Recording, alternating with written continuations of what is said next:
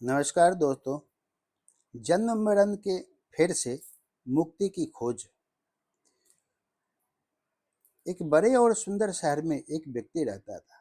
शहर की सड़कें रोशनी में जगमगा रही थी। ऊंची ऊंची इमारतें, चमकते बाजार, भागती गाड़ियां और हर तरफ सफलता की दौड़ दिखाई देती थी। देखने वाले को लगता था कि यहाँ हर कोई खुश है, हर किसी के पास सब कुछ है। लेकिन उसी शहर में एक ऊंची इमारत में उसके छत के नीचे खड़ा एक व्यक्ति अक्सर रात के समय आसमान को निहारा करता था। तारों को देखते हुए उसके मन में एक यही प्रश्न उठता था, मैं आखिर यहाँ क्यों आया हूँ? जीवन का उद्देश्य क्या है? अगर एक दिन सब कुछ छोड़कर जाना ही है, तो यह भाग दौड़ किस लिए है? उसने जीवन में बहुत कुछ देखा था। बचपन की मासूमियत देखी थी, युवा अवस्था का जोश देखा था और वृद्ध लोगों की व्यवस्था भी देखी थी। उसने लोगों को जन्म लेते देखा था और लोगों को इस संसार से विदा होते भी देखा था। एक रात जब पूरा शहर नींद में डूबा हुआ था, वह व्यक्ति अकेला एक पार्क में जाकर बैठ गया। हल्की ठंडी हवा चल रही थी, पेड़ों के पत्ते सरसराहट कर रहे थे। दूर कहीं मंदिर की घंटियां की मधुर आवाज सुनाई दे रही थी। तभी उसकी नजर एक वृद्ध माली पर पड़ी, जो रात में भी पौधों की देखभाल कर रहा था। उसने आश्चर्य से पूछा, बाबा, इस समय भी काम कर रहे हैं? जब सब सो रहे हैं, तब आप जाग कर पौधों की सेवा क्यों कर रहे हैं? वृद्ध मुस्कुराया और बोला, बेटा, पौधों का जीवन भी मनुष्य जैसा ही होता है। एक बीज मिट्टी में दबता है, अंकुर बनता है, वृक्ष बनता है और फिर एक दिन सूख जाता है। लेकिन क्या वृक्ष का अंत हो जाता है? नहीं, व्यक्ति ने उत्तर दिया, क्योंकि वह अपने पीछे नए बीज छोड़ जाता है। वृद्ध ने कहा, बस यही जीवन का रहस्य है। शरीर समाप्त होता है, लेकिन कर्म और संस्कार आगे बढ़ते रहते हैं। उस व्यक्ति ने गहरी सांस ली। लेकिन बाबा, अगर जन्म और मृत्यु का यह चक्र चलता ही रहेगा, तो फिर शांति कहाँ है? वृद्ध ने मिट्टी में पड़े एक सूखे पत्ते को उठाया। इस पत्ते को देखो, यह वृक्ष से अलग हो गया है। क्या यह दुखी है? नहीं। क्यों? क्योंकि यह प्रकृति का नियम है। वृद्ध मुस्कुराया। मनुष्य का दुख भी यहीं से शुरू होता है। वह नियमों को स्वीकार नहीं करता। वह चाहता है कि जो मिला है वह हमेशा उसके पास रहे। उस रात वह व्यक्ति बहुत देर तक सोचता रहा। कुछ दिनों बाद वह शहर के अलग अलग हिस्सों में घूमने लगा। उसने अमीर लोगों को देखा जो धन के बावजूद बेचैन थे। उसने गरीब लोगों को देखा जो कम साधनों में भी मुस्कुरा रहे थे। एक दिन उसने एक रिक्शा चालक को देखा। उसके कपड़े साधारण थे, जेब में ज़्यादा पैसे नहीं थे, लेकिन चेहरे पर संतोष था। उसने पूछा, तुम इतने खुश कैसे रहते हो? रिक्शा चालक हंस पड़ा, साहब, जो मेरे पास है उसका धन्यवाद करता हूँ और जो नहीं है उसके लिए शिकायत नहीं करता। यह बात उसके दिल में उतर गई। धीरे धीरे उसे समझ आने लगा कि सुख वस्तुओं में नहीं, दृष्टिकोण में छिपा है।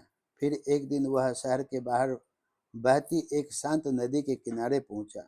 नदी लगातार बह रही थी। उसे ऐसा लगा जैसे नदी में उससे नदी ने उससे कह रही हो, मैं कभी रुकूंगा नहीं। जो पानी बीत गया उसे पकड़कर नहीं रखती, जो आगे आ रहा है उसका स्वागत करती है। उसी क्षण उसे जीवन का एक और रहस्य समझ आया। दुख इसलिए नहीं होता कि समय बदलता है, दुख इसलिए होता है क्योंकि मनुष्य बदलते समय स्वीकार नहीं करता।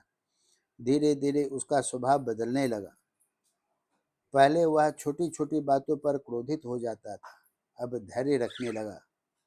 पहले दूसरों की गलतियों को खोजता था, अब स्वयं को सुधारने लगा। पहले सम्मान पाने की इच्छा बहुत ज़्यादा रखता था, अब सम्मान देने लगा। पहले वह केवल अपने बारे में ही सोचता था, अब दूसरों की भी सहायता करने लगा। लोग उसके व्यवहार में आए परिवर्तन को देखकर आश्चर्य करने लगे। एक दिन किसी ने उससे पूछा, तुम्हें यह ज्ञान कहाँ से मिला? तब वह मुस्कुराया और बोला, जब मैंने जीवन को समझने की कोशिश छोड़ दी थी और उसे स्वीकार करना शुरू कर दिया, तभी ज्ञान मिलने लगा। अपने आप समय बीतता गया। अब वह व्यक्ति पहले जैसा नहीं रहा था। उसे समझ आ चुका था कि जन्म और मृत्यु से डरने की आवश्यकता नहीं होती है। डरना चाहिए तो केवल व्यर्थ जीवन जीने से। उसने जाना कि शरीर बदलता है, परिस्थितियां बदलती है, रिश्ते बदलते हैं, लेकिन अच्छे कर्म कभी नष्ट नहीं होते। उसने यह भी समझा कि व्यक्तित्व केवल सुंदर शब्दों से नहीं बनता है। व्यक्तित्व बनता है विनम्रता से, धैर्य से, सत्य से, करुणा से और क्षमा से, दूसरों के प्रति सम्मान से। उसने अपने जीवन का उद्देश्य बना लिया कि जहां भी जाए किसी के चेहरे पर मुस्कान छोड़कर आए। अब रात में जब वह आसमान की ओर देखता तो उसके मन में शिकायत नहीं उठती थी। वह सोचता था, यदि जन्म मिला है तो कुछ अच्छा कर जाऊं, यदि मृत्यु आएगी तो मुस्कुराकर उसका स्वागत करूं, क्योंकि जो जीवन को समझ लेता है उसके लिए मृत्यु भी भय नहीं रह जाती है।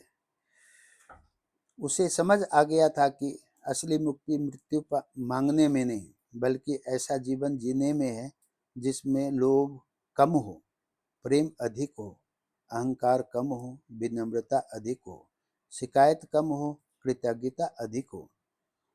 और उस दिन पहली बार उसे भीतर एक ऐसी शांति मिली जिसे न धन खरीद सकता था, न प्रसिद्धि दे सकती थी। शहर वही था, सड़कें वही थी, भीड़ वही थी, लेकिन उसकी दृष्टि बदल गई थी। और जब दृष्टि बदल जाती है तब संसार भी बदलता हुआ दिखाई देने लगता है। जीवन एक यात्रा है, ठिकाना नहीं।